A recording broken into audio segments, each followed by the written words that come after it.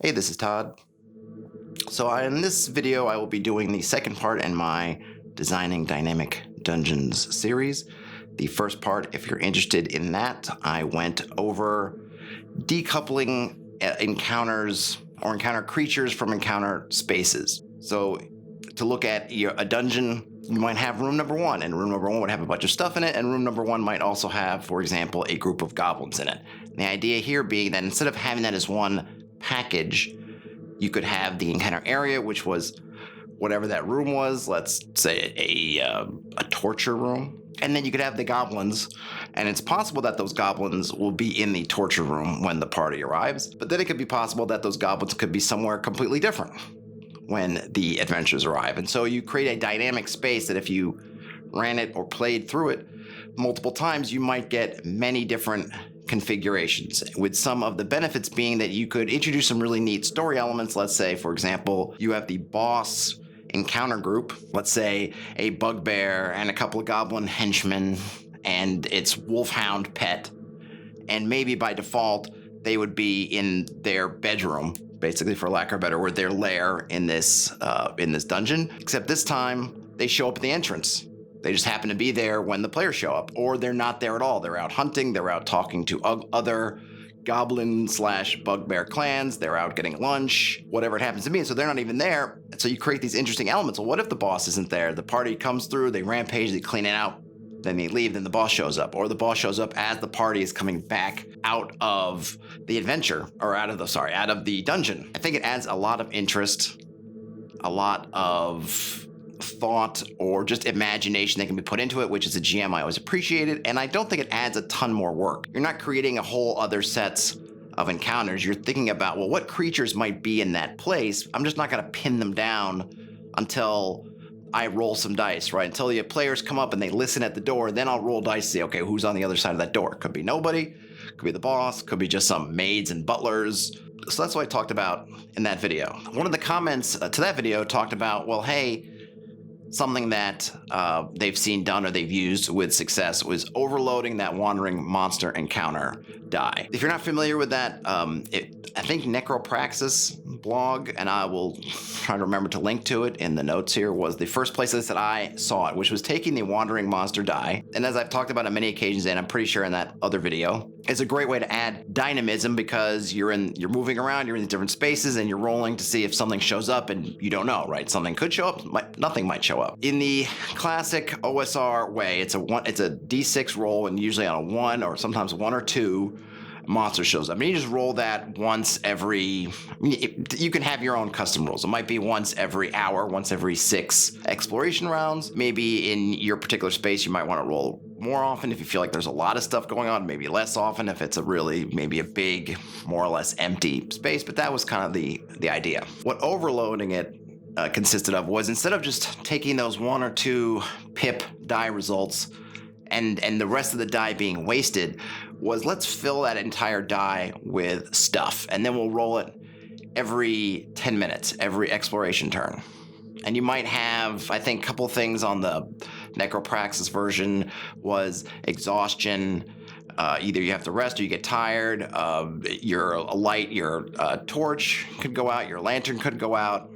Obviously, I think a random encounter was still in there. There might have been a couple other things. But it's a really neat idea, and what it does is it condenses a bunch of factors in dungeon crawling into one roll. There are a couple of drawbacks to it, a couple things I don't like so much about it, but I'm going to use that as kind of a model to kind of build on what I'm talking about, because I do like the idea of overloading that, we can call it encounter die, which is how they do it, overloading the encounter die to create what I would say maybe a dungeon die. What can happen is you have basically, I think, in the original one, and of course you can update it, change it, modify it to your heart's content, I think that you had maybe 1 or 2 rolls of the die when your torch or your lantern would go out. And this can lead to some funky results. Now, I know that the guidance on the original post is, hey, if you don't like the results, use something else, roll it again, whatever. But when you have maybe a third of the times you're rolling it, so if you're rolling it every 10 minutes, chances are you're going to get those results multiple times in an hour in 6 rolls, at least once, I would guess, in 6 rolls. And for a torch, that's fine. For a lantern, less fine. To my mind, it adds a little bit of randomness in a bad way. What I feel like as a player and as a GM is I want the players to have control over the things they have control over, if that makes sense. Maybe let me try to explain this a different way. Players mechanically don't have control over much. Things are happening in the dungeon, particularly in an OSR game. I'm rolling dice. What's happening? And I guess in 5th edition too, it probably doesn't really matter. You're rolling dice, things are happening. The players, you have control over what you're doing. And to some extent, you have control over your equipment. Everything else, you don't have control over. You don't know what random encounters are going to come up or how often I'm rolling them. And there's not really a way for you to mitigate it. Whatever else is going on in the dungeon, you're just experiencing as it comes up, and you're trying to mitigate whatever that's happening or take advantage that's happening as best you can. But you don't have control over those things. Things like your equipment, ideally you do, right? You know how many torches you pack, or how many lanterns, how much oil you bring, how many, arrows you bring with you. And those things give you some control. And I don't want to lose that control. I don't want it to turn into too random, like, well, we brought 12 torches and they all blew out in half the time because we got funky rolls, and I decided just to let them run with it, right? Because then it's the planning I'm doing as a player just kind of gets undermined. And yes, like I said, I could ignore them, but I'd rather not have to do that. If you ever sat there, and I've done this by accident where I've had just the regular, say, vanilla wandering monster tables, and I'm in a dungeon. I'm trying to roll up some wandering monsters, but my dungeon is different than it doesn't have the same basic qualities, or it doesn't have that kind of generic feel. So I'm getting results that I don't want. So I'm sitting there rolling over and over again, or I'm thinking like, gee, I should just pick something from the list. But I don't want to just pick something from the list, because to me, it kind of defeats a little bit the purpose of what I love so much about Wandering Monsters, that I don't know. I'm not determining what's coming. The table's determining. But at the same time, I'm getting like a band of gnome tinkerers. I don't want gnome tinkerers here. They don't belong. Another adventuring party. I don't want that. Roll this, and so that's taking me time. It's maybe I'm getting a little bit frustrated. Maybe the party's getting a little bit frustrated. They're just waiting for me to make a decision about what's happening. So I like to try to avoid that if I can. And in my ideal world, I could just roll. I could make my own table. I could just roll on it, and I wouldn't have to play around with the results or just fiddle. I could just take those results and go. The other thing is that the way the Necropraxis overloaded encounter die, or whatever they call it, does is it combines multiple different things. So you've got equipment failure, you've got exhaustion, and then you have sort of dungeon effects. So you have kind of an equipment failure, you have basically a fortitude kind of, so you have essentially a character issue, an equipment issue, and then dungeon issues all melded together into one die.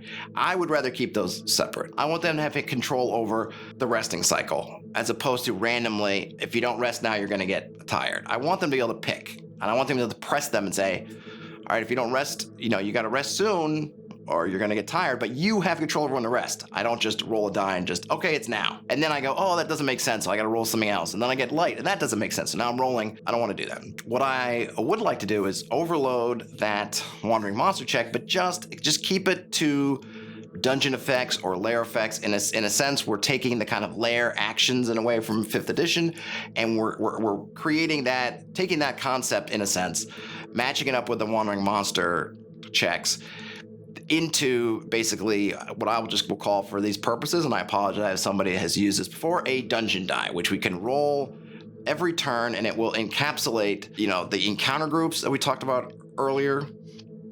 It can encapsulate any other sort of interesting lair effects or dungeon effects, and I will try to speak a little bit to what those might be later. It could also be nothing, because I think sometimes it's important that nothing happens. I don't always like that something's happening all the time. And then if there's anything else, I feel like lair effects kind of covers all the things that you might have in your particular dungeon. But if there's any other environment type of actions that you want to happen, right? Maybe there's a timer going on. Maybe doors closing. In the classic dungeons, if you left, doors would start to close behind you. Maybe you want to have that on some kind of trigger. You could put some other kind of environment or dungeon effects on trigger. Or if something else is fairly constant, let's say their water is rising. You're in some kind of subterranean area and there's a flood that's happening slowly, and you want to trigger that kind of water rising that's maybe an additional effect. Other things that are going on, you could do that. So you could really play around with that. Necropraxis, and a lot of folks, they stick with the D6 because that's what you classically roll, D6, which gives you, I guess, 16 point something, around more or less 16.5%, give or take, or is it 16 and a third, something like that percentage per pip. I would say use the die size that works for you. I think if you have a lot going on, then use a D8, use a D10, use a D12. And then if you want to ratchet up the chances of things, I think using a bigger die kind of helps because then you can massage the statistics a little bit more. If you're using a 20-sided die, you have 5% chance per face, right? So 1 out of 20 is 5% chance, 1 and 2 out of 20 is 10% chance. So you can really play a lot with that. Whereas with a D6, it's pretty hard, right? It's either 16, 33 or 50. You only have a few slices of that pie. Like I said before, I like to keep some spaces empty. It doesn't have to be empty as far as what you say in the fiction, but just nothing big is going on. It could be, you can use that for environmental effects. And I don't mean like flooding, I mean things that are passive, like sounds, dripping of water, a howling wind, voices crying out, seeming to echo down corridors. The sounds of, we're talking in a goblin cave, maybe you hear kind of goblin, but it's all garbled and it just seems to be coming from either ahead of you or from some other direction. It could be some other noise, maybe a hammer blows or a horn blows or something, chains, anything like that, right? It can be, really, we're talking about atmosphere, embracing the senses, but that ultimately it is just atmosphere, and you can use it to lead into other things, of course. You could sit there and say, okay, they're in this corridor, and I know that room A is 120 feet ahead of them, so they're not really ready for it yet, but I'm going to roll to see what's in there already. I know there are goblins in there, so now I roll on just the other die and say, okay, I got atmosphere, so I'm going to let them, since there's no door, there's like blocking the noise, I'm going to let them hear some echoes of things, but maybe it'll be a little confusing or it'll set them on edge or they don't know what's going on, right? Something like that, right? The other thing I mentioned was kind of layer effects. These are active things. So if the sounds of water dripping is just for atmospherics and maybe to give you a hint of danger, remember like telegraphing danger, which I also mentioned, you can definitely use atmospheric effects to telegraph coming danger. Now we're talking something active that's happening.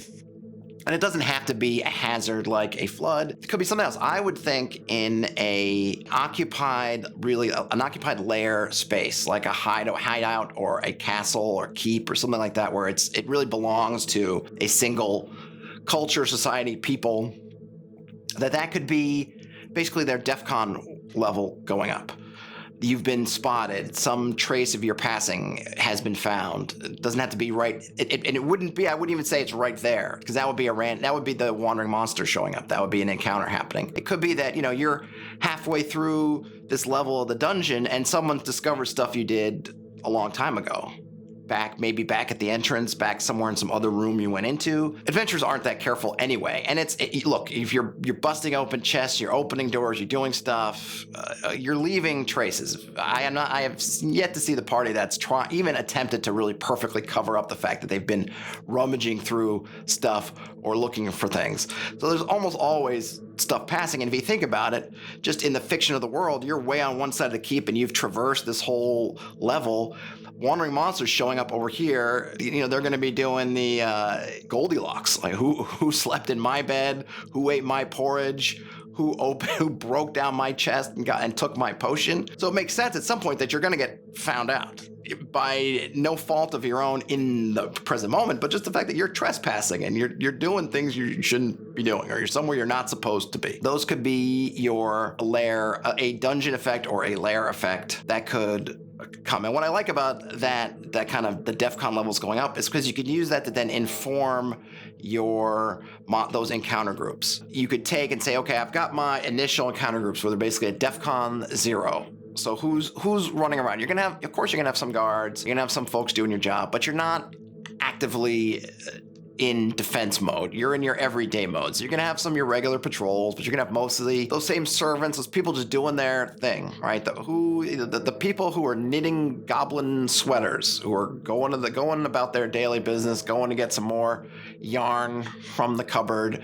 Those kind of people are going to be in the hallways. Once you get to DEFCON 1, where they know there are invaders in here actively, we don't know why they're here, we don't know what they're here for, but we are under attack, then those people are just going to go run and hide. Now you're getting scouts, those regular guards, but now maybe you're getting some more heavily armored guards, some of the dogs. They may have let loose some of the dogs, right? And now they're in this mode of, okay, we're trying to figure out who's here, where they are, potentially why they're here, and what their kind of makeup is, and if we can push them back, if not, create fortified places to halt their advances. Or maybe the or part would probably be DEFCON level 3, which is, hey, we tried this stuff, it's not working, they are serious, they're coming, they're not turning around and leaving, we haven't been able to put a dent in them, or if we have, it hasn't been enough. Now they're getting into our they're really kind of running us out. Now what do we do? And it's either maybe we make a big stand if we feel like we're trapped. This is time where we bail out and exit and do whatever we want to do and try to get out if we have back doors, which I would think most folks would probably have some kind of back door. If that hasn't been compromised, take it, get whatever, get your women and children and your whatever gold and valuables you have and try to get out the back door, or maybe try to lock them in somewhere, or whatever. That's what and then you're getting to an even different kind of troop. Well, the scouts, they're probably not in the mix anymore. They're probably have more heavily armored. Everybody's getting the heaviest things that they can, the most powerful things that they can.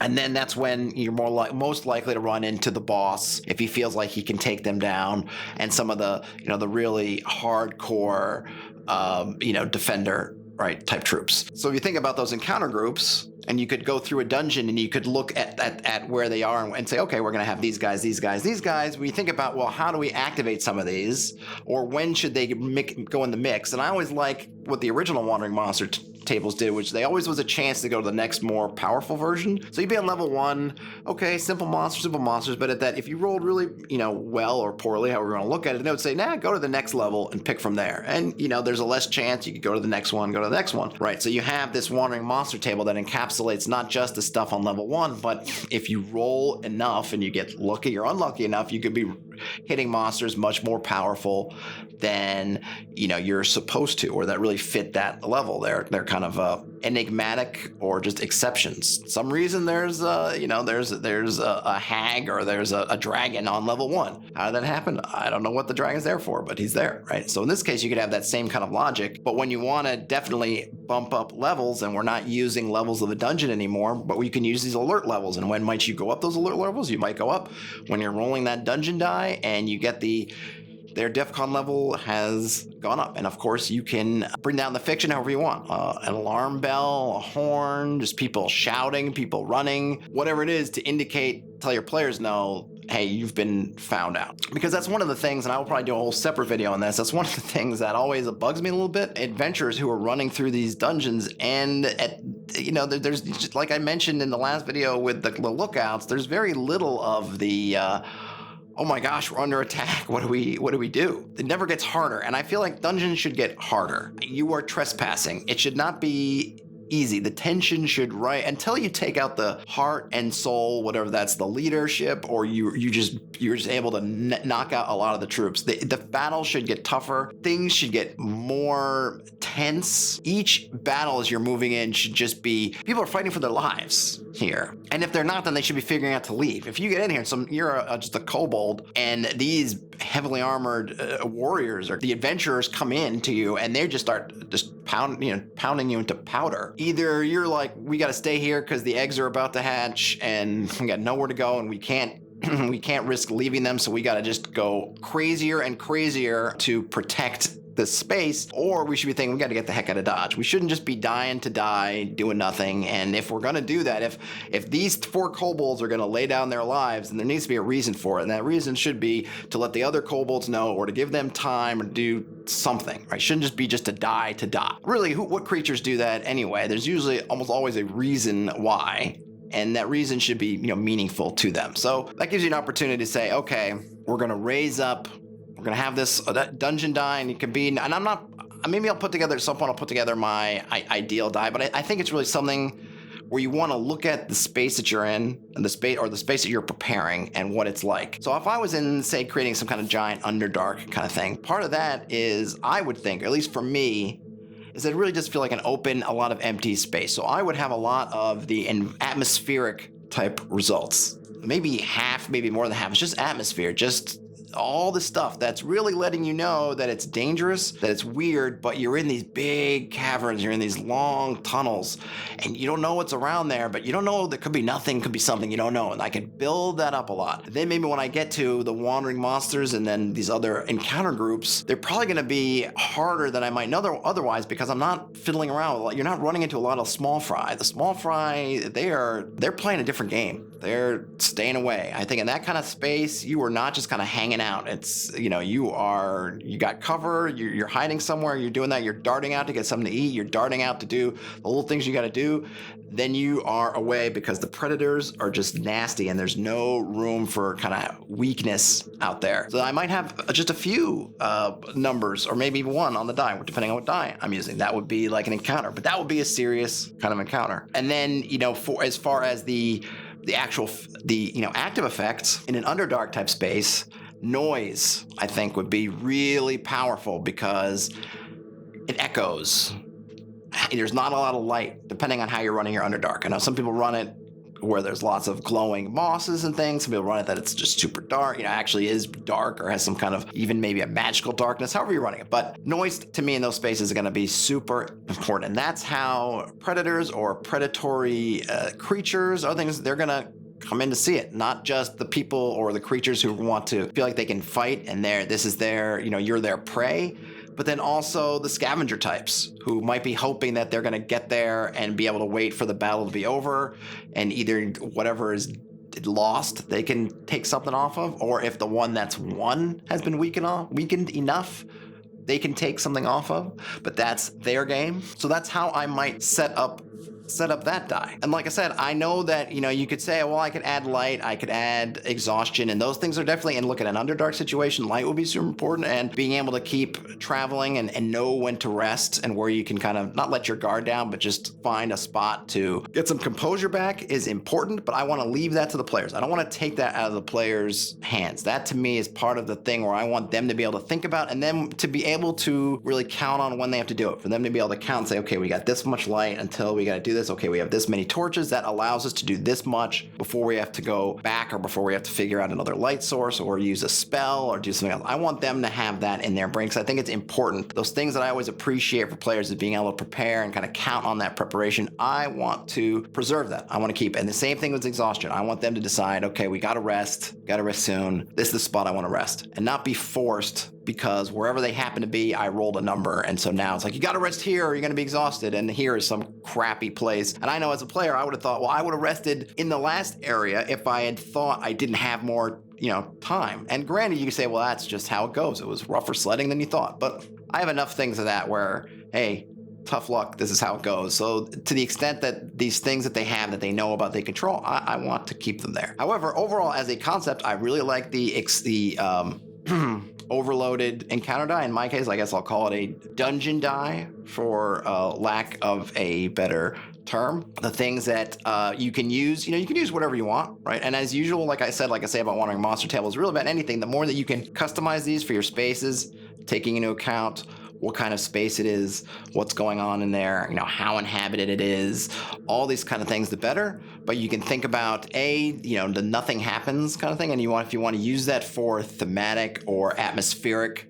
type effect, kind of passive stuff, things that you're using to show the character of the place, to telegraph the danger of the place or some other kind of cues, that's great for that. Then you have another thing to put on your die, which would be, and you can spread it around as many faces as you want to play with the odds of them coming up, but would be if there's something active in that place. So you have the passive kind of layer, then you have the active or the passive dungeon, then you have the active dungeon, which could be things like if there's flooding or gases or if the ceiling's lowering, that could be something in there. You could also use it, again, as I mentioned earlier, for alertness levels or DEFCON levels. If you are in a keep or a castle or something's lair, that point that they're now becoming aware of you, to them now actively defending, to the desperation of either their backs are against the wall, so they're really going to fight hard, or they're going to run. And then you can also tailor your encounter groups to hit those different ones. I always feel like there should be a chance of anything. So there should be a chance of the boss right when you walk in, but you can play with those odds using, like I mentioned, they do in the classic tables, where for the most part your encounter tables will have just the things